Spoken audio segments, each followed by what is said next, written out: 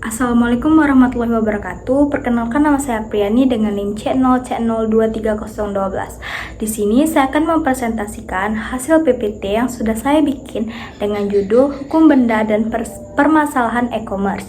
Jadi pengertian hukum benda itu adalah bagian dari hukum perdata yang mengatur tentang hak-hak atas benda, baik benda bergerak maupun benda tidak bergerak, serta hubungan hukum yang timbul antara subjek hukum terhadap benda tersebut.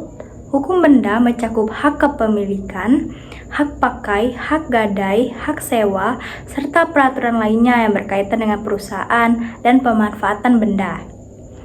Prinsip utama dalam hukum benda adalah mengatur hak-hak yang dapat dimiliki atau dikuasai oleh seseorang terhadap benda tersebut. Selanjutnya ada elemen penting dalam sistem hukum benda meliputi yang pertama hak kepemilikan, yang kedua ada hak tanggungan, yang ketiga ada hak gadai, yang keempat ada hak sewa, yang kelima ada hak penguasaan atau penggunaan atau usus. Itu adalah hak untuk menguasai atau menggunakan benda tanpa mengubah hak kepemilikannya. Nah, yang terakhir adalah hak, yaitu mengatur prosedur pengalihan hak atas benda seperti jual beli, warisan, dan sebagainya. Selanjutnya ada pengertian e-commerce. Di sini adalah secara umum dapat diartikan sebagai transaksi jual beli secara elektronik melalui media internet. Selain itu, e-commerce juga dapat diartikan sebagai suatu proses berbisnis dengan memakai teknologi elektronik yang berhubungkan dengan perusahaan, konsumen, dan masyarakat dalam bentuk transaksi elektronik dan pertukaran atau penjualan barang, servis, dan informasi secara elektronik. Selanjutnya ada manfaat e-commerce bagi bisnis. Nah, ini ada yang pertama ada jangkauan pasar lebih lama, tidak terbatas pada lokasi fisik, bisnis menjangkup pelangganan nasional atau internasional. Yang kedua ada biaya operasional lebih rendah.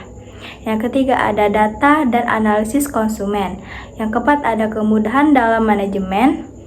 Dan selanjutnya ada jenis-jenis benda dalam hukum perdata.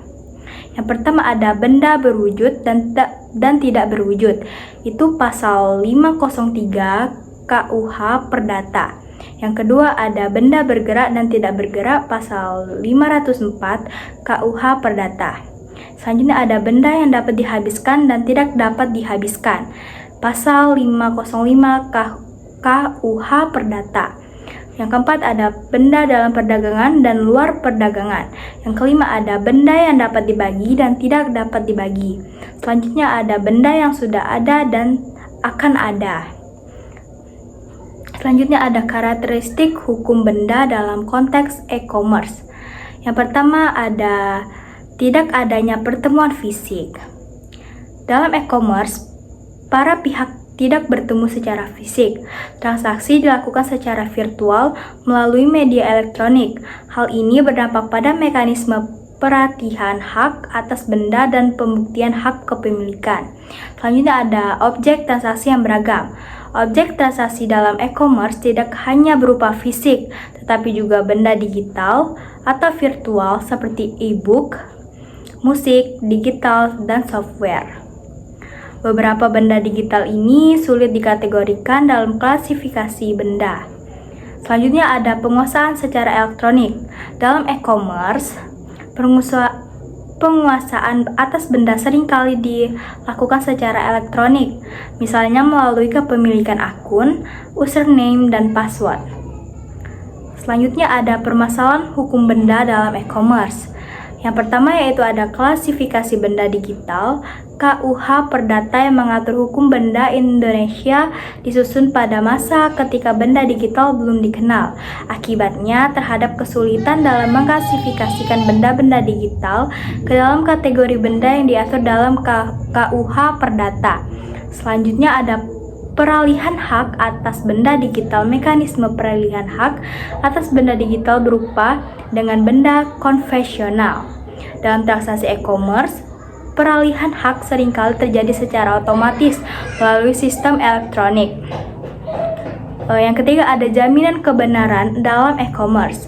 Dalam sistem hukum jaminan kebenaran Indonesia dikenal dengan beberapa jenis jaminan seperti gadai, hipotek, hak tanggunan, dan fidusia. Namun, peraturan tentang jaminan kebenaran atas digital masih belum jelas. Baik, sekian presentasi dari saya. Saya akhiri dengan wassalamualaikum warahmatullahi wabarakatuh.